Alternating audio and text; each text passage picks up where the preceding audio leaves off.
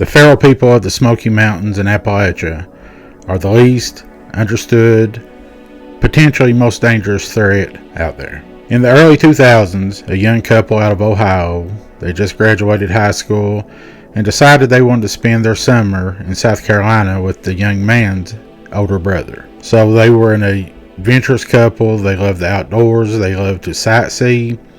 So they thought they would just take their time on their drive down from Ohio down to South Carolina. And the first few days was absolutely perfect. Everything went according to plan. They didn't stay in hotels or motels. They would just find a place off the side of the road, off the beaten path, and they would park and camp. And this was heaven, or at least they thought it was. When they got into Tennessee and around the Smoky Mountains National Park, this day it was getting dark. The evening was setting in.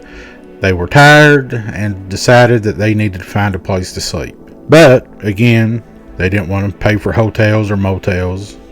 They decided they would find a place off the beaten path once again.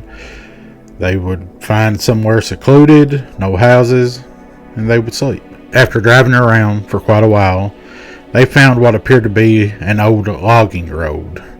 Some kind of older road that hadn't been used in years. It was overgrown, but it was secluded. There were no houses. That's what they were looking for.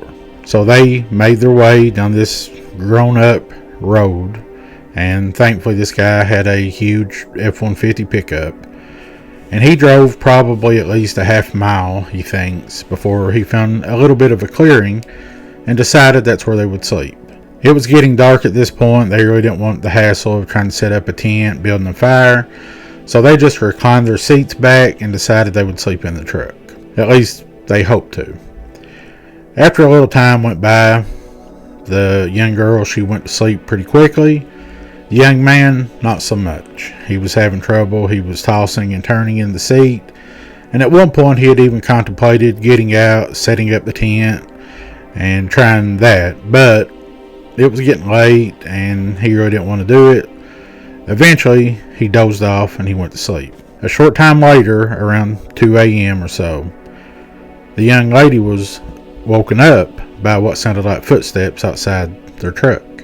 So she woke up her boyfriend, and he too heard what sounded like footsteps, but seeing how they were in the Smoky Mountain area, which is known to be abundant with wildlife, with black bear, deer, they thought it was just animals. They wasn't too alarmed, so they just shrugged it off and went back to sleep.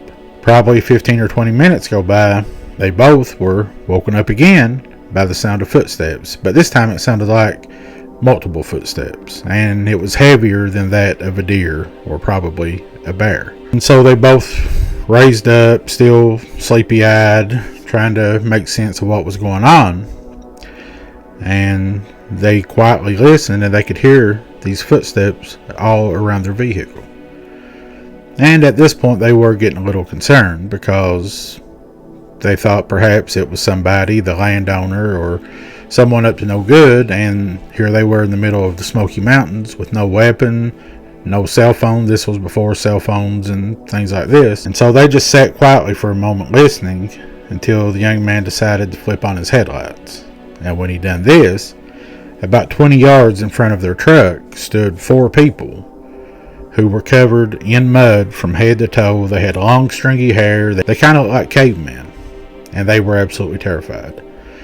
And so they reclined their seats back up. They knew in that moment they needed to leave. The young man started the truck, but he soon realized that they were on this tiny, narrow, grown-up logging road.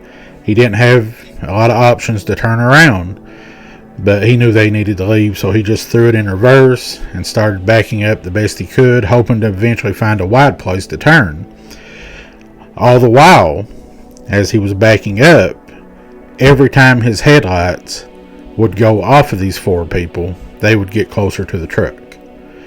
And at this point, the young lady is freaking out. She's starting to scream. You know, this guy's trying to calm her down, but at the same time, he's panicking inside because there is no place to turn around. This huge truck, this narrow road, he doesn't know the area. He doesn't know if there's ditches or drop-offs. So he's just keeping it in reverse the best that he can, until at one point, He cuts it a little too deep and goes off the road a little bit longer than he had been. But when he finally corrects it and gets back, when his headlights hit those people that were in front of him, there wasn't 4 of them anymore. There were like 12 of them. They didn't take time to count, but they said 11 or 12 of those people were now starting to quickly approach their truck. And he is absolutely terrified at this point. They both are. So he's still going in reverse until he runs over something, and it kind of throws the truck around a little bit.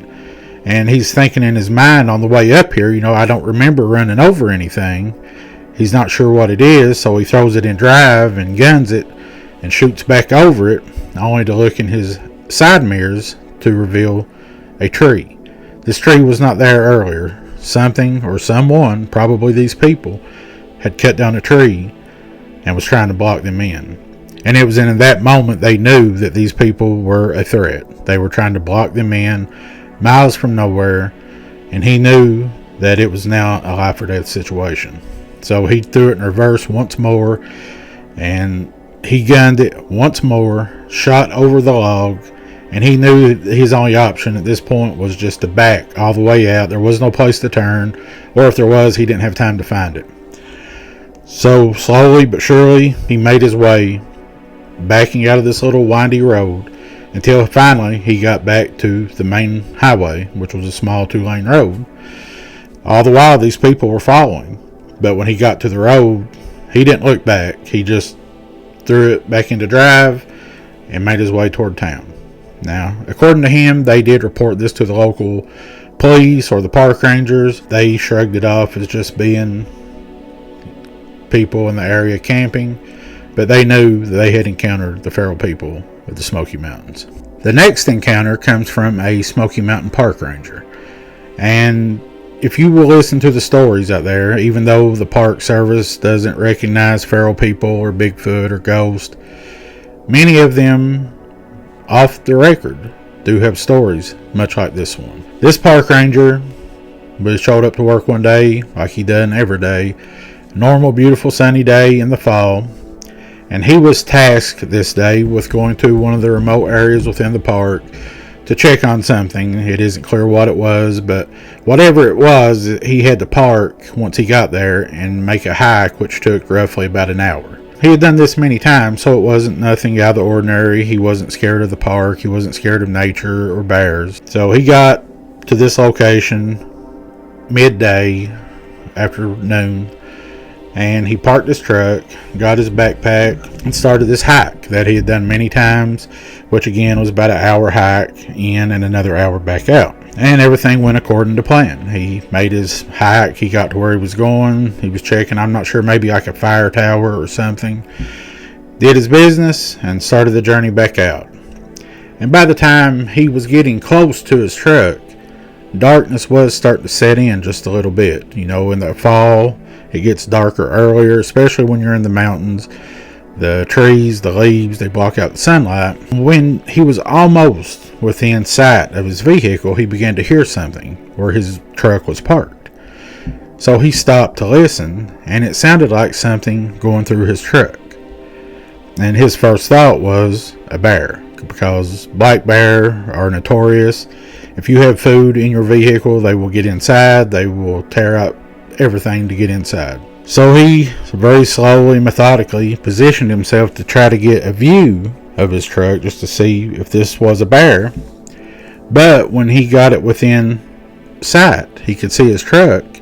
He seen a man on the inside of his truck just rummaging through everything, throwing stuff, just like they were searching for something. So his mind flips from this is a bear to this is someone who is potentially out of their head on some kind of illegal substance, under the influence of alcohol. Even more cautiously now, he makes his way off the beaten path and tries to circle around and flank this individual. This person was on the driver's side, like they had the driver's side door open. So it took him a few minutes, but he positioned himself to where he got in behind this individual, and he pulled his service weapon and yelled police, park ranger, or something to that effect, at which point this man inside, he jumped up, very quickly hopped out of the vehicle, and in this moment he realized this guy was completely naked, no clothes, much like the other people, very muddy, dirty looking, very long stringy hair. And in one motion, when he came out of this truck, he just flattened this park ranger. He ran over top of him, back into the forest, and he was gone. And this guy, this park ranger, was a little younger. He was a little more energetic, and so he decided he was going to give chase. And at this point, remember, it's getting dark. So he started chasing this man into the forest, off the beaten trail, through all the brush, the underbrush, the trees, until he was several hundred feet inside and he lost sight or sound of this person. He stopped to listen when he noticed what sounded like multiple people surrounding him. There wasn't just one person, not one man. Now that sounded like multiple people, maybe as many as 10, was positioning themselves around him. And he knew what kind of situation he was really in now, because he was, again, several hundred feet from his truck. It was almost dark now. He was in trouble, and he knew it. So the only thing he knew to do, he did call in on his radio, report where he was at and what was going on. And the other officer, which was a senior officer, advised him to back up immediately, leave the area, and don't worry about this person or people, to leave, and he was coming to his location, and he would meet him halfway. So that's what he did. Very slowly and cautiously, he started backing up very slowly, watching or listening. He didn't really see anything. But eventually, he did make it back to the parking lot. He got in his truck. He drove off, knowing something was very wrong, because this other officer was very adamant that he needed to talk to him. And so they traveled to this meeting spot where they had agreed to meet up. This other officer, again, who was a little more older, a little more seasoned, and he essentially told him, he said, I'm going to tell you something. If you ever tell anyone, I will deny it. You never heard this from me. And then he proceeded to tell him about the feral people of the Smoky Mountains. Allegedly, the government was aware of it, protected land.